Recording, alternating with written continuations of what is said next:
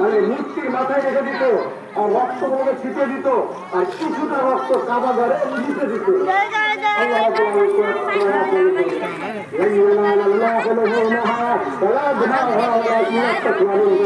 আল্লাহ বলছেন তোমার রক্ত চাই না, তোমার মাংস চাই না, তোমার লোহ চাই না, তোমার কিচ্ছু চাই না, তোমার অন্তর তোমার আনুগত্য চাই, আল্লাহ ভীতি চাই, আল্লাহ ভীতি চাই। যদি তোমরা সত্যি মনে করো যে আল্লাহকে আমরা ভয় করি, তাহলে তোমরা আল্লাহর জন্য নবীর জন্য কোরবানি করো।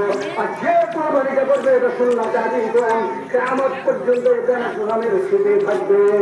আল্লাহ রাব্বুল আলামিন আমাদের উদ্দেশ্য হয় নাই, আমি ইনশাআল্লাহ আল্লাহ যেন আমাদেরকে মানার মতো তৌফিক দেয়। সত্য একটা কথা বলছি, কুরবানির প্রস্তুতি করে কুরবানি করার চেষ্টা করবেন, তাহলে কোরবানি করতে খুব ভালো হবে। আর আমি বলছি আসসালামু আলাইকুম।